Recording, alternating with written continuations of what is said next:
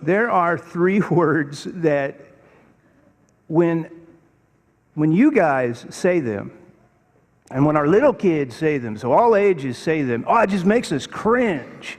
It's just like, the fingers on the chalkboard. I don't even know, do they have chalkboards? Okay, some do. Fingers on a dry erase probably don't have the same effect, but on the chalkboard, and these three words are just like that. And these three words, they set us up. And here's the three words. I want to share the three words and see if you agree. You've heard these words at least once in your life. If you're a parent, if you're a grandparent, if you had children, if you've been around children, you've heard these three words. And they are, but you promised. But you promised. And you know why these words affect us the way they do? They affect us, right? But you promised. They just throw them around like they throw around their toys. It's like no big deal to them, and it lands on us like a huge brick. Why do these words affect us the way they do?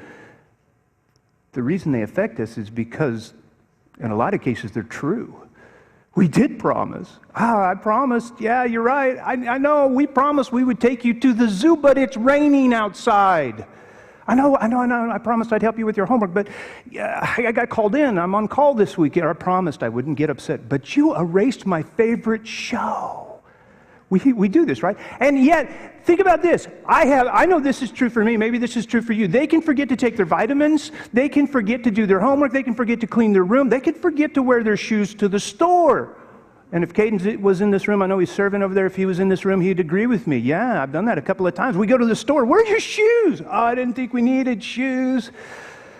They can forget this stuff, but they won't forget, will they? They won't forget if you say anything that closely resembles a promise. They will call you on it. They will remind you of it. They will not let it go. So why is that? What is it about you promise that's so important to kids? And I think it's this. I think it has to do with what we're talking about this morning. They expect, they demand faithfulness from us.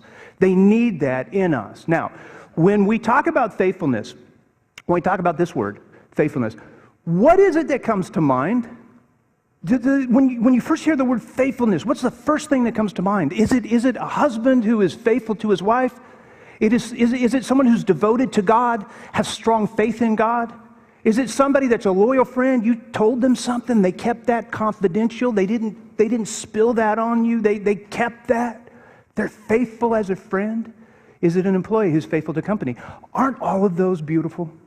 I mean, think about that. A beautiful marriage, a beautiful friendship, a trusted employee. These are beautiful things. The problem is every one of us has either heard of or seen or even experienced, sadly, when one of these breaks in our life, when this beautiful image just crumbles because he cheated on her and the marriage fell apart, or there was a scandal at work, or there was a lie or a deceit and that employee was fired, or a friend broke their promise and shared what wasn't supposed to be shared. Every one of us has heard of, we've seen, we've maybe experienced this beautiful thing called faithfulness completely crumble before us. And the question is why? And especially if we're believers, if we have this faith in God and we walk with God and we love God, why is it that we struggle in this area and we see brokenness in this area and we find that our own children at times struggle with carrying on the faith that we own, but we can't seem to pass it on to them? What is the reason that faithfulness, even when we're talking about believers in God who is faithful, right? You agree? We sang, great is thy faith. We believe this. But we struggle to keep the image of faithfulness going and the image of faithfulness alive and strong and beautiful. I think the answer has to do with our focus upon faithfulness in one aspect at the expense of faithfulness in its second aspect. Faithfulness can be understood both as how you live and who you are. Let me say that again. Faithfulness can be understood in two different senses as how you live, faithful unto God, and who you are. faithful. What we do as followers of God, and maybe you've noticed this in church, or maybe you've noticed this in your own home, in your own teaching, your own life. What we do is we focus a great deal on this first part, faith as in faith in God, faith to follow after Him, faith to keep His commandments. And we don't recognize that there's a fuller sense, there's a second sense, there's a part that's supposed to become a part of us. We are supposed to be a people who are faithful. We are not supposed to just live faithfully, but be faithful. Let's talk about this word faith for a second, just to get our minds around it, because it is such a beautiful word. And the fear that I've had as I've been working through this week is that I will somehow present to you a damaged view of faith instead of the fullness of faith. Where you would say, oh, well, we need to just rely upon God to develop faithfulness in us, and we shouldn't concentrate so hard on faith. I couldn't disagree with myself more there, if that's how you interpret what I say. I want you to be faithful in how you live. I just know that when we talk about faith, we talk about it as the end game. Have faith in God. If you just have faith, that's all you need is faith. You've heard that before. You've said that before. You believe that at times. And the reality is you need more than just to have faith. So let's talk about what faith is in this sense of faithfulness. Faith, how would you define faith? Faith again, is a beautiful thing. We need faith. What is faith? Well, wouldn't you agree that faith has to have belief, right? I mean, how are you going to have faith in anything if you don't believe? You've got to believe. I'm talking about faith in anything. I mean, you have faith in your favorite baseball team, like the LA Dodgers, who let me down big time. Yeah, I still believe they could. I believe they could. That was a lousy seventh game, but they could. I have belief. Right? But is that faith? I mean, really? Just to believe? You could believe? You realize that the demons believe, right? We're told this. Jesus tells us. The demons believe and they shudder. They have belief. Does that mean they have faith? No, it does not mean they have faith. They just believe. We can believe in something. If you were struggling with an illness, or it was an ailment that could be maybe fixed, right? But you're not sure, and you go to the doctor, and the doctor says, "Well, you're going to need surgery," and you listen to the presentation. Maybe in some of these surgeries now they show you videos so you can see exactly what's going to happen and the benefits and the risks, and you're just sitting there going through the whole thing. You've read the brochures, you've read the reviews, you've talked to other people, you've gotten a second opinion, and you've come to the conclusion that this is the procedure that will help you. You believe. Do you have faith in that procedure? No. Not until you're actually in there with the IV going, about to go to sleep under the knife of the surgeon, right? There's got to be more and for there to be faith, because you're trusting with faith your life. You're putting your belief in action, so trust itself has to be a part of the faith equation. You believe and trust to the point that, all right, I'm going to do this. I'm going to live my life in such a way that I have faith. I'm not just going to believe, I'm going to trust. So this is how it works with God. Are you going to believe God or not? Are you going to believe God at His Word? You see, when you believe at His Word and you start living it, then you have faith. Here's a mistake a lot of Christians make. They will live their life believing they have faith in God, and then when it comes to an area that Jesus Himself talked about more than any other and tested us in this and said, this is the area that will prove whether you truly have faith in God, because it will reveal your heart. And He says, if you give generously, and you give generously from your heart, and it's a cheerful giving, then you are someone who has faith. But the problem is, a lot of us will say, well, I have faith, but then when it comes time to actually trust Him with our finances, we hold back.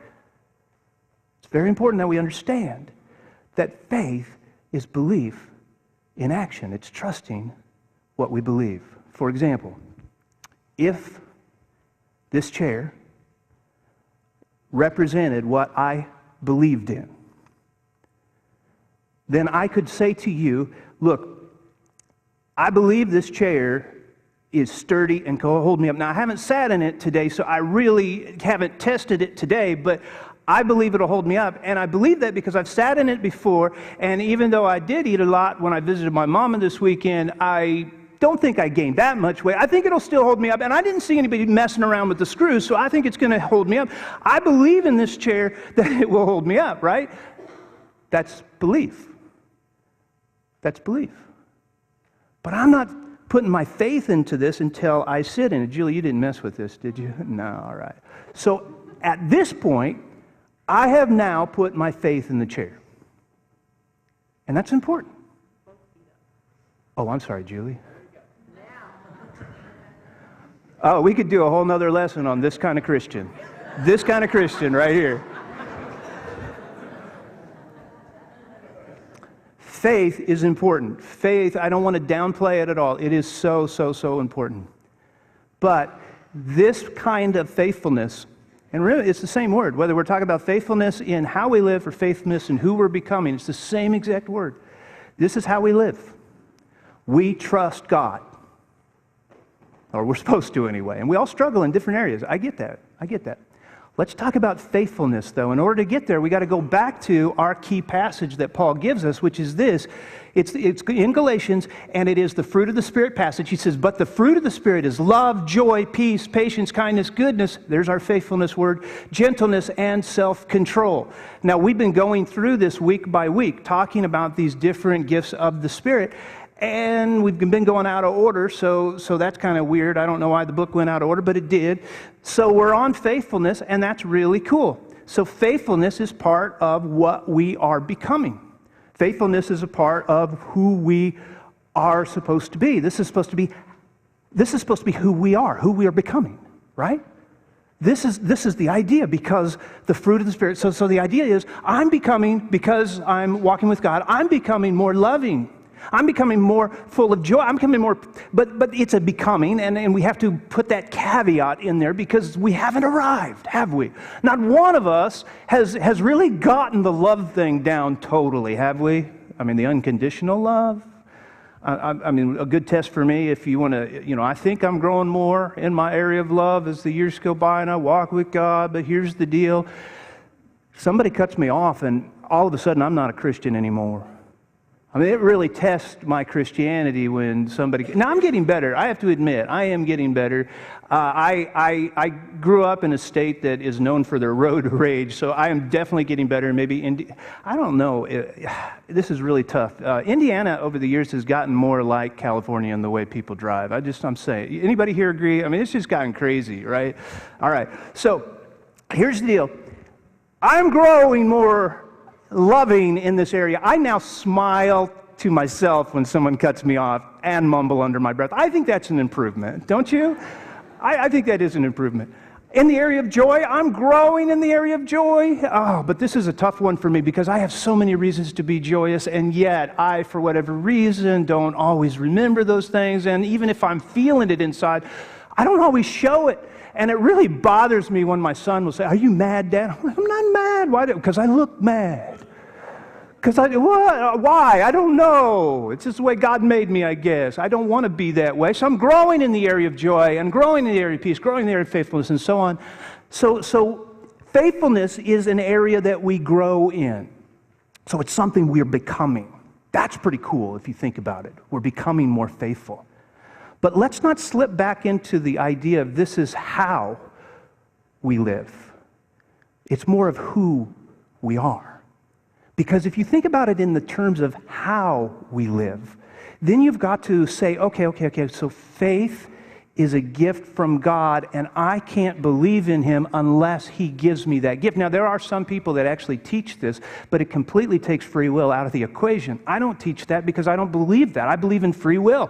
I believe that we have to come to a place where we believe in our heart and we confess with our mouth. That's faith.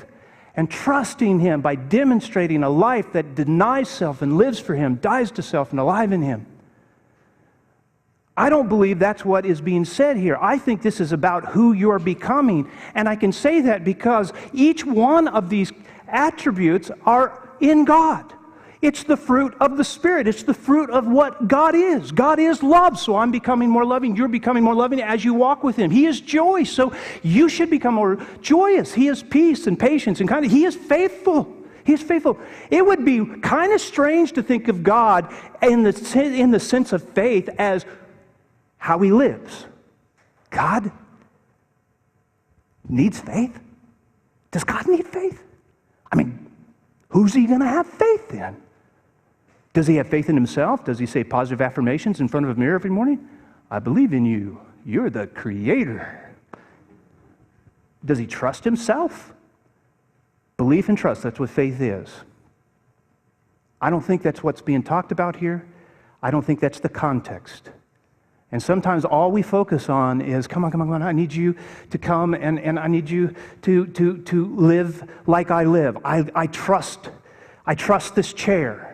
I have faith in this chair. I believe in this chair. I have trust in this chair. I want you to sit in this chair. And I think all of us have heard stories of parents and grandparents who have great faith. They love God. They do their devotions. They live for God. And it's not like halfway faith. I realize that is an issue because a lot of us will say we have faith, but we don't really trust God. We've talked about that. It is real faith, genuine faith. They are demonstrating for their own children that they have faith in God. They love God. They love God, and then they say, please, I want you to have this kind of faith that I have. Will you please sit here? And at some point they say, that's how you live, Dad. That's not how we want to live or how I want to live. And they don't choose to go to church or to follow God. And I think all of us have heard story after story, and we wonder, how can that be? How can that be? Why would anyone who sees mom and dad live a faithful life, trusting completely, Julie, trusting completely, off the floor trust? They love God, but their children choose to live elsewhere. They may believe, but not choose to trust to live for God.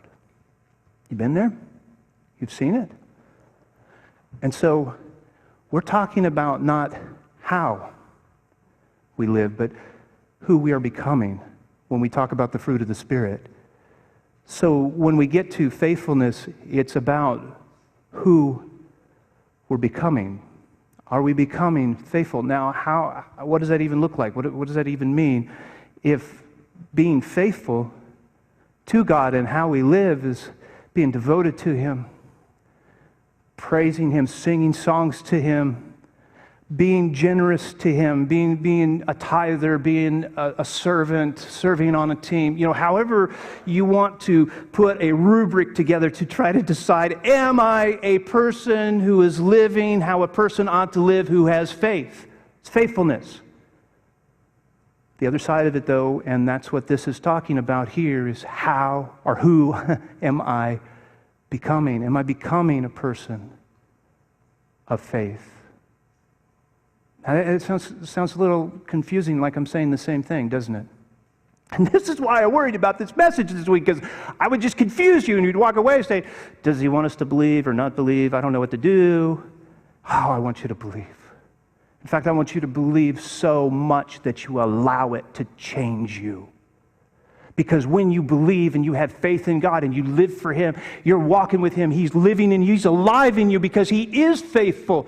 You see, He's not one who has to say to himself, I believe in you and I trust you. Not how he lives, but who he is. He is faithful. You can trust Him. He's dependable. He's reliable. He is a God who always is. He's one who is truthful. He never lets you down. You can depend upon Him. You can lean upon Him.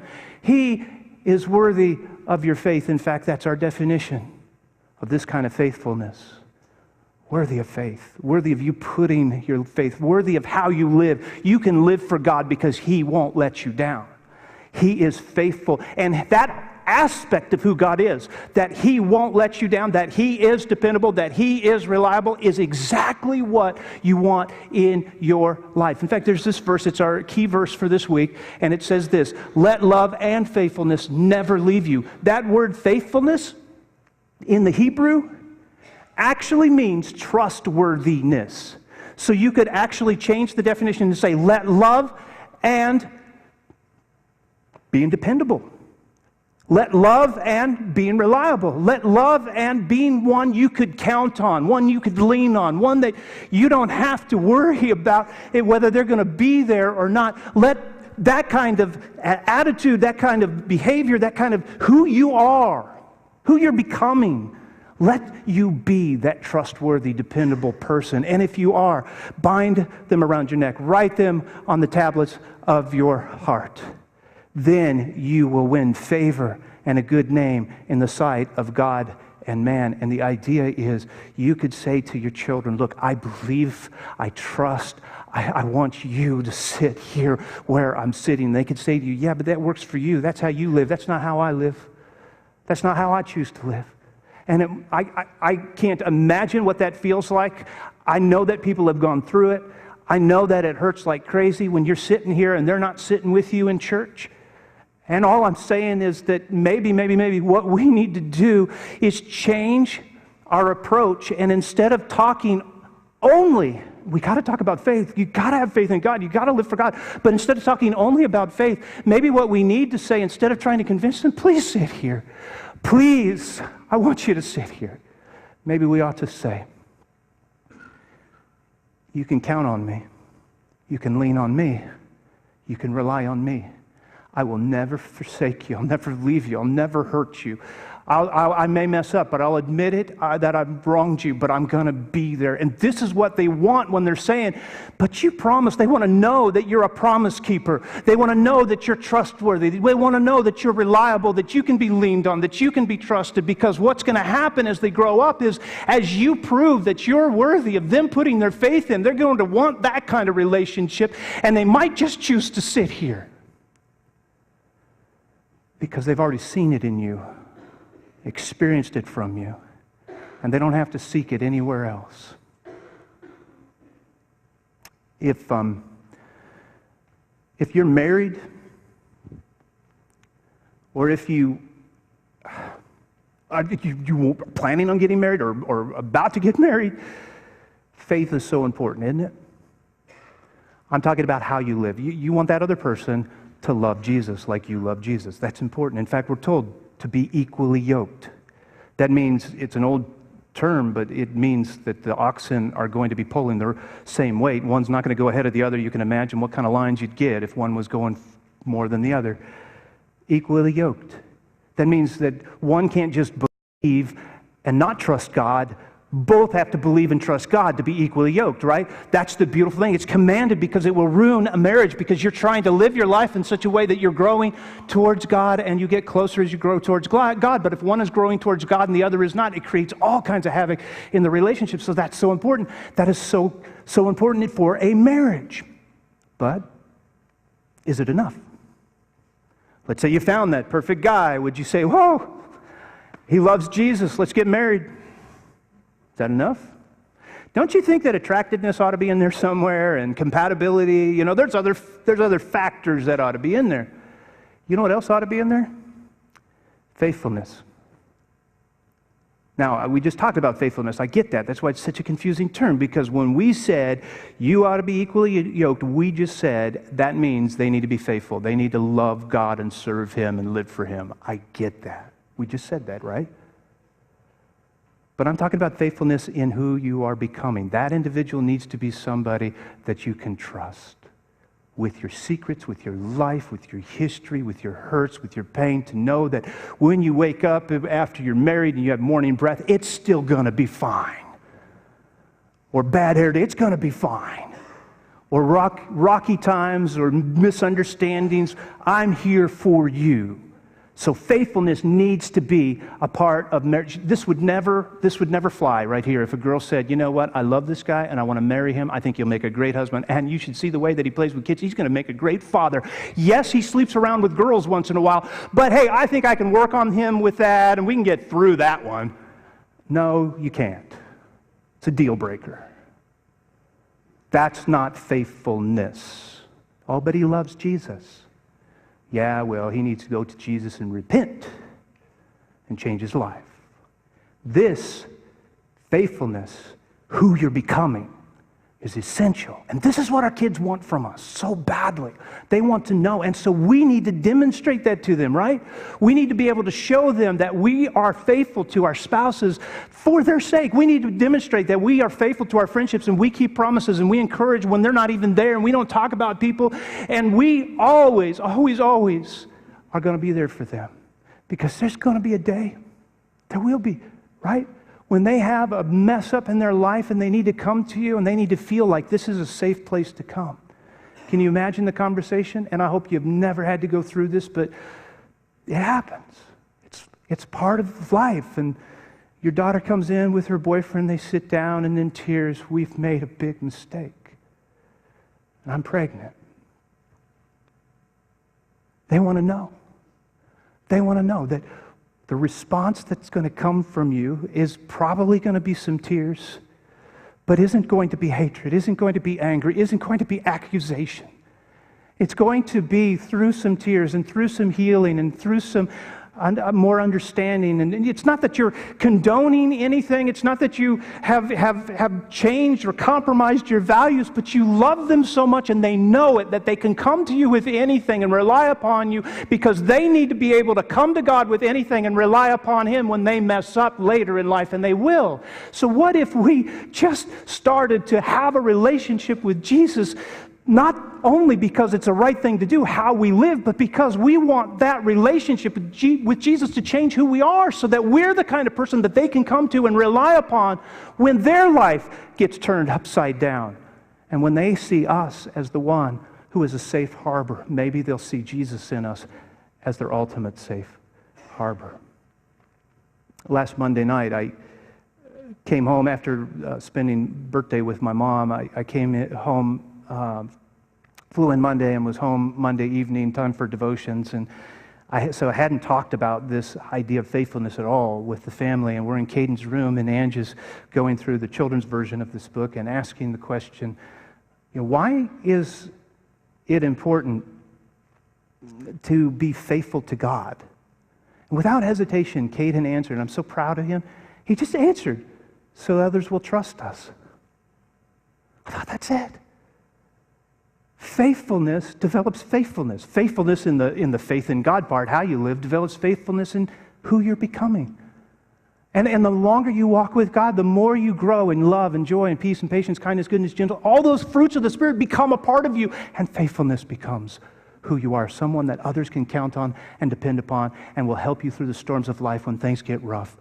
You will be faithful, and they need to see it in you. They need to see it in your marriage. They need to see it in your relationships. They need to see it in your friendships. And what if we just lived a walk with God for the purpose of their understanding of God in us? What if instead of looking at Bible reading and studying His Word and how we live faithful lives, we stop treating that as duty, we have to do this, and we start treating it as, this is developing in me the kind of person I need to be to lead my family, to lead them to Jesus eventually. What if you went beyond that? What if you lived this way so that as you play the movie forward, you are living a faithful life. You are living a godly life. You desire, and you're going to have mistakes, and you're going to admit those because that's being real. But you are living how you live a faithful life for God. And you're doing it so that when they're older, they'll have a fighting chance in their marriage staying together. Because that faithfulness will develop in them. And they will be a loyal employee, regardless of how the boss treats them and how hard their work is and their circumstances. You'll be able to endure it, or they'll be able to endure it. You're setting them up for success, that they'll have solid friendships and one who could be counted on and reliable and trusted, even to serve and lead in church. What if we lived such a life, how we live for God, so that we can become what we want them to become?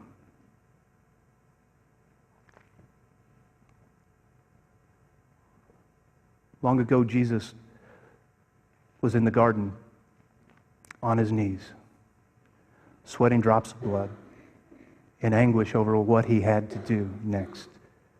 He knew what was being asked of him from his Father, and he had complete trust in him. And yet he still prayed 3 times. Please, let there be another way. I don't want to have to go through this. And who would want to go through that? And it's okay to pray prayers like that and wrestle with, but you always want to land on God's side and trust him in how you live and be faithful, right? And Jesus does. And Jesus goes to the cross. He says, not my will, but your will. And he willingly allowed those soldiers to arrest him. He stood trial and a lot of times said nothing, even though he could have said everything to get him out of it, because they were totally wrong. It was unjust, but he knew that going to the cross and dying on the cross would provide for everyone salvation that would trust in him and give their lives to him. And so he not only believed in the faithfulness of his Father and did what his Father asked and how he lived, but became for us by the cross someone that we can trust our very souls for eternity to. You see, the cross itself is the greatest symbol of faithfulness. Jesus is faithful no matter what you've done or where you've been. Come to Jesus, come to the cross. He will hold you up. He will forgive you. He will sustain you. He will see you through to glory in eternity. And if you've never made a decision for Jesus, I invite you to do that right now, this morning. To slip out of your rows as we sing and to just surrender your life, to trust him. He's worthy of your faith. Will you stand with me as we pray?